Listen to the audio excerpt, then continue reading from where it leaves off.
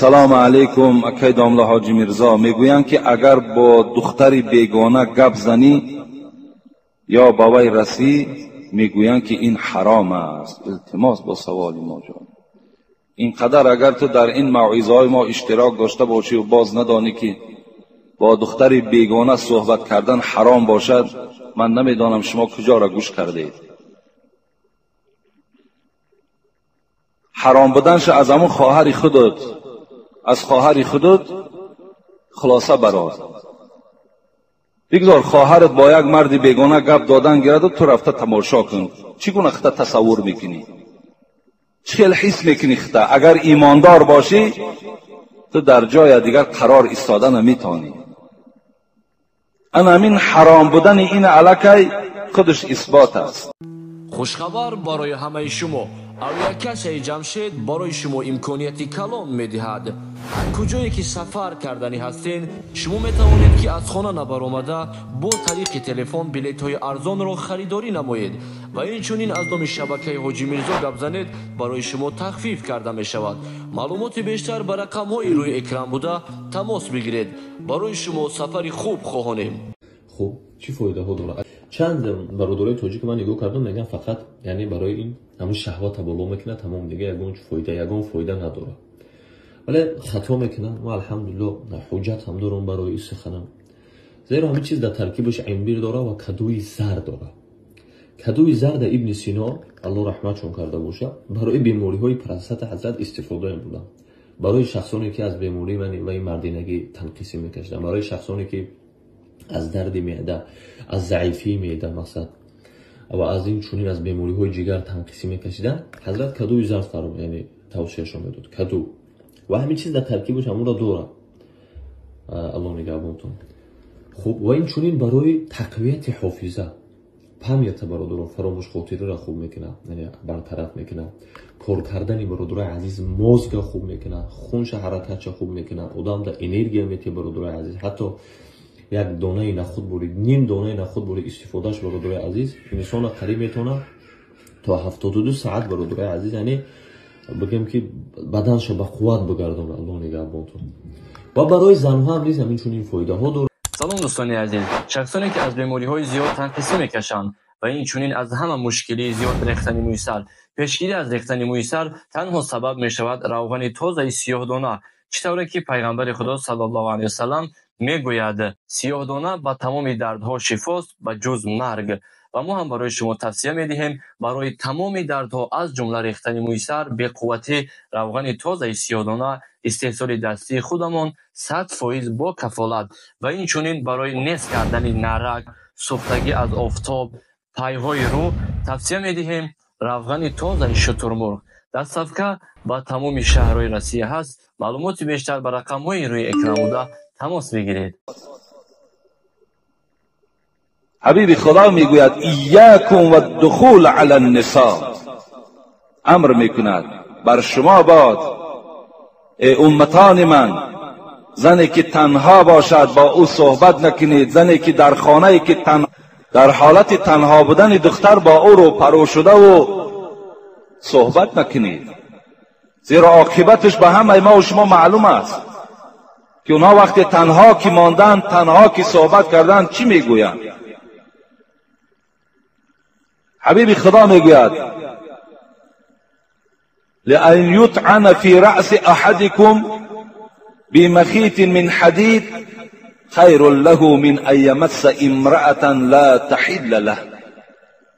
اگر در سر امت من یک سوزن آهنین را زیر کنند، یعنی از بالای سر شما یک میخ آهنین قطع زنند، حبیب خدا گفتن این برای شما بهتر است از او که شما این دست خدا در بدن زن نامحرم میرسانید.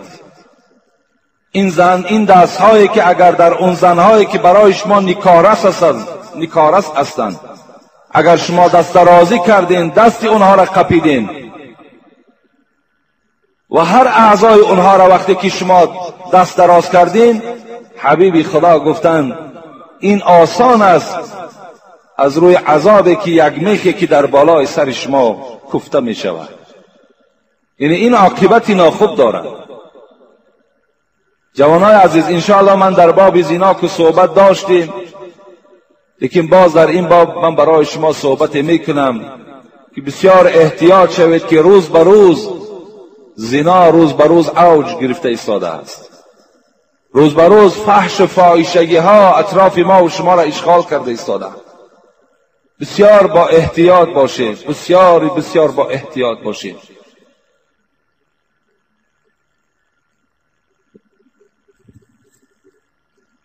السلام علیکم اکای حاجی مرزا، من یک خواهر اسلامی با شما 2 سوال دارم، میخواهم که زودتر جوابش را گیرم.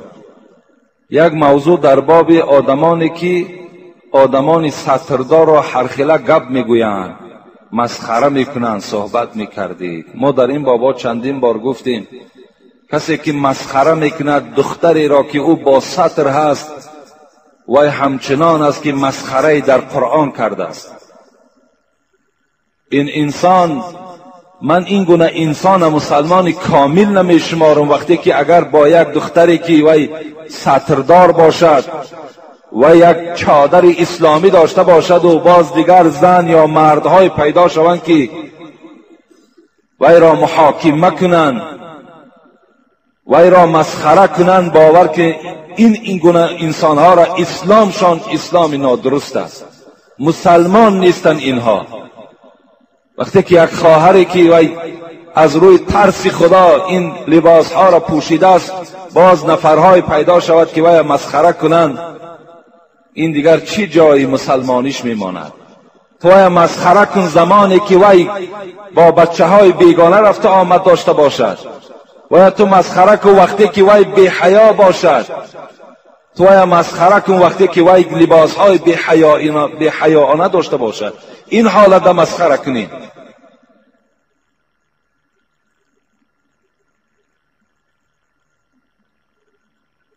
کسبم دوزندگی هست. کرته‌ای که من میدوزم با تن خود پوشیده کمبودی های آن را اصلاح میکنم. به من میگویند که این اوبال است، این رفتار تو در این مسئله روشنی. این اوبال نیست، یعنی همون کرته دوزهایی که برای آن که یعنی کرته دیگر انسان در بر خود میپوشن و بعض عیبها و کمبودی های این کرته را در راست آینه میگیرن، این گناه نیست.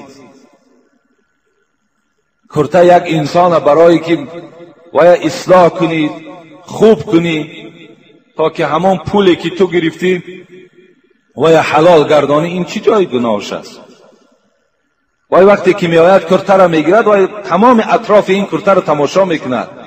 اگر ذره در اطراف این یک عیب داشته باشد وی قبول نمیکند این کرته را.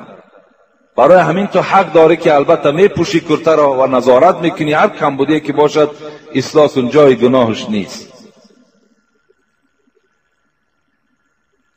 محترم داملای عزیز، بعد التحیات را خواندن، صلوات ها را ناخوانده سلام دادن درست است نه؟ نادرست است.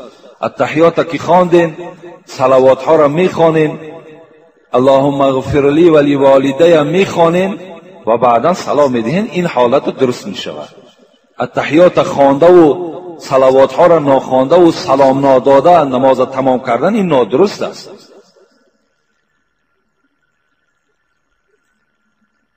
السلام علیکم داملای شیرین سخن، با من با این سوال جواب گردانید. مویهای سرم سفید شده است، من خینه یا کرسکه کنم همین جایز است یا نه؟ من جوان هستم.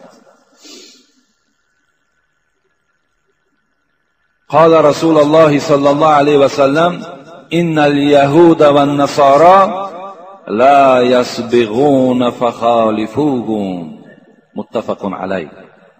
حدیث متفق علیه هست که پیغمبر خدا گفتن یهودی ها و نصرانی ها ریش ها و موی های خود رنگ نمی کنند، شما ای امتی من موی ها و ریش ها تان رنگ کنید گفتند. خب میگذاریم حدیث دیگر. وقتی که ابوبکر صدیق فتح مکه شد، مکه را وقتی که پیغمبر با مجاهدهای خود وقتی که آمد و اشغال کرد گرفت، ابوبکر پدر خود ابو قحافه را نزد حبیب خدا آورد. پیغمبر خدا وقتی پدر ابوبکر دیدن، ریش و موی این پدر ابوبکر مثل سقامه بود میگوید در حدیث. سقامه گفته یک درختی که هم میوهش سفید است هم گلش سفید است. و رسول اکرم چی گفتند؟ غیرو هذا واجتنبوا السواد، رواه مسلم. ابوبکر گفتند ریش و موی سفید پدرت را تغییر بده، رنگ کن، لیکن از رنگ سیاه اجتناب کن، رنگ سیاه نکن. خینه ببند، رنگ سرخ کن، رنگ زرد بکن، پیغمبر گفتند در حدیثات، لیکن رنگ سیاه نکنید. از رنگ سیاه پیغمبر خدا منع کردند. در مسئله میگوید اگر مجاهدهایی که مثال جنگ میکنن، اونها اگر موی سرشون سیاه کنن برای اونها اجازت است، دیگر برای غیر اونها به هیچ کس درست نیست که موی سرش سیاه کنند.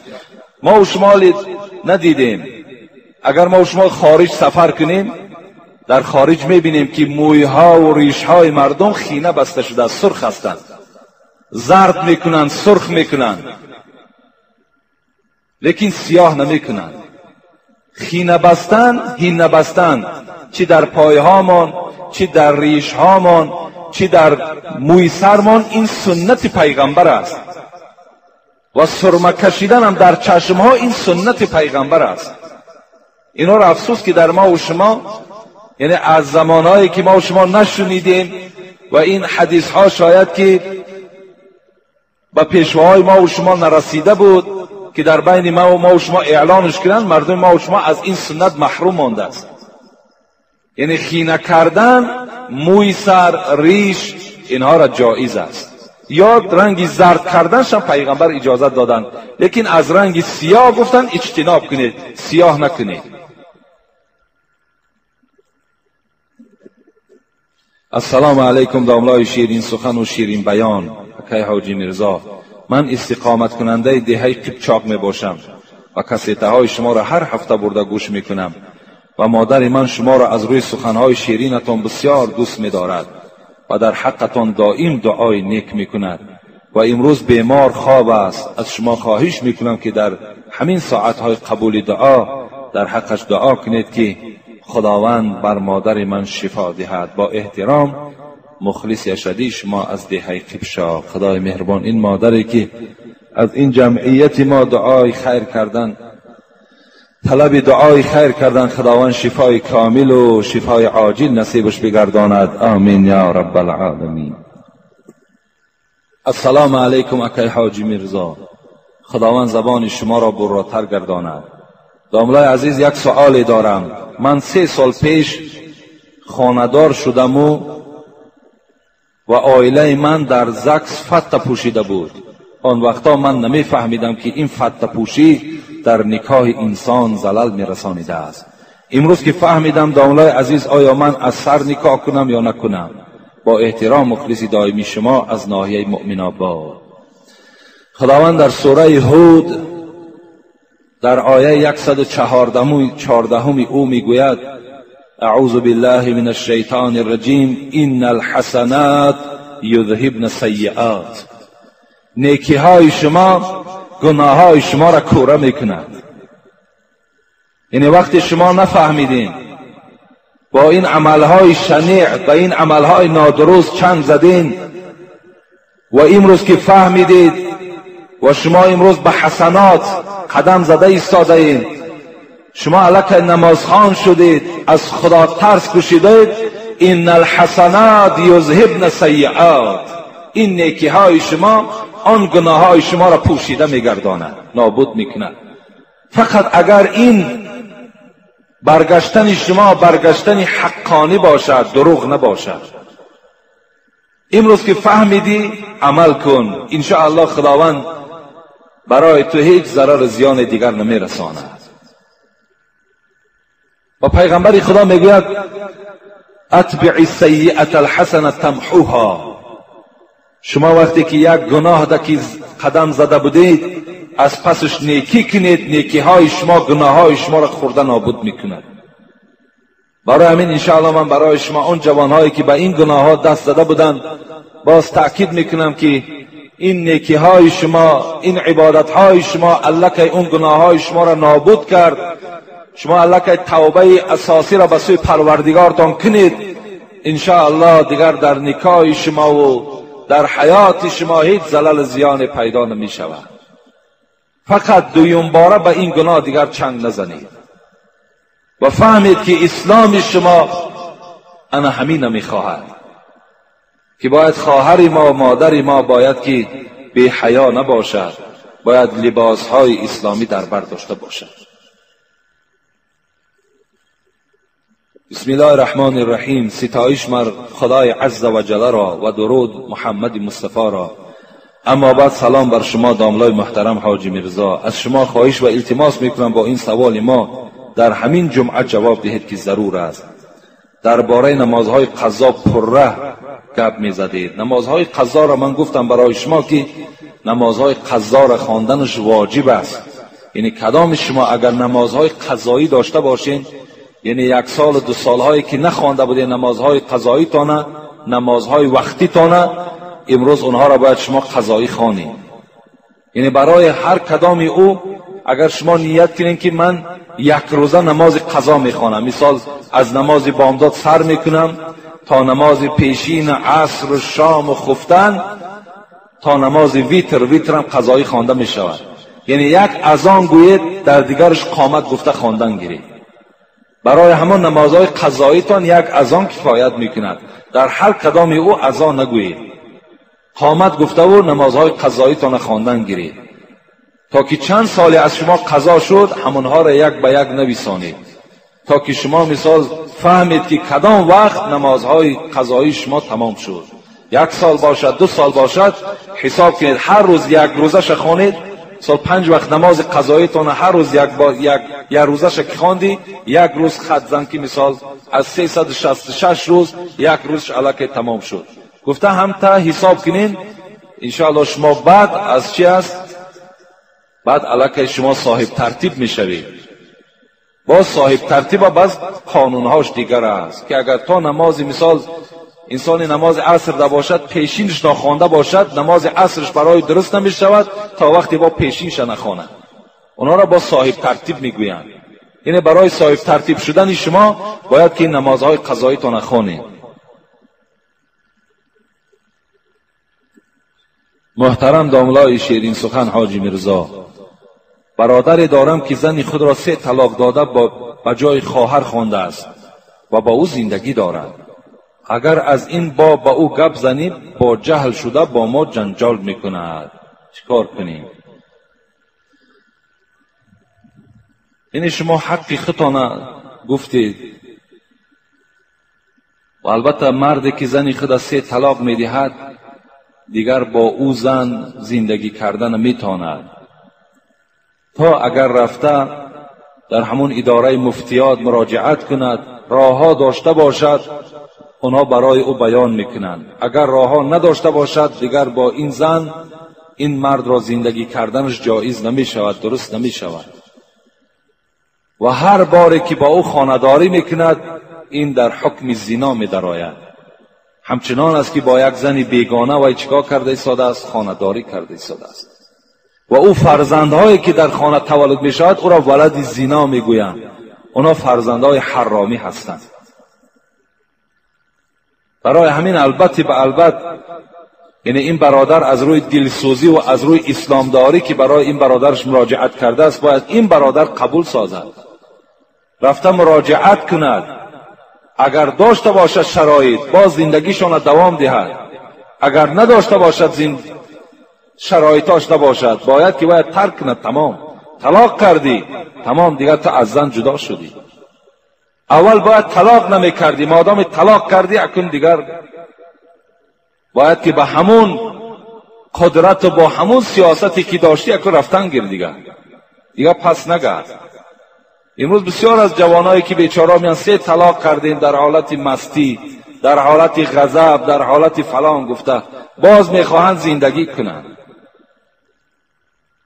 برای همین ما که یگان مفتی هم نیستیم، فتوا دهنده هم نیستیم. به همه شما مراجعت میکنم. مفتیات اداره خاص در باب طلاق و نکاح دارد، میرین در همجا مراجعت میکنین، مرحمت کارتون هم اونها حل میکنن.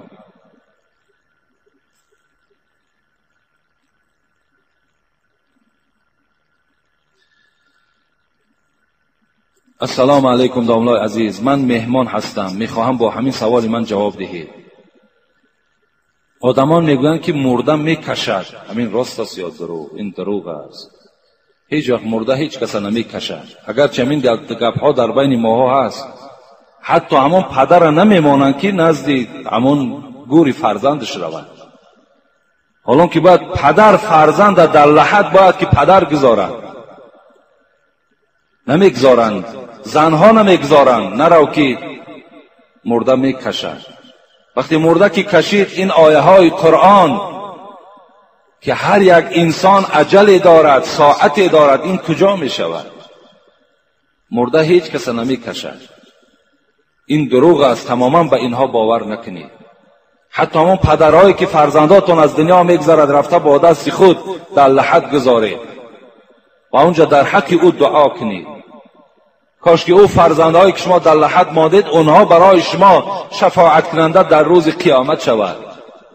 شما سخن داملاهاتون گوش کنین، سخنهای اون زنهایی که هیچ دلیلی ندارن، هیچ علمی ندارن، با اونها شما تکیه نکنید.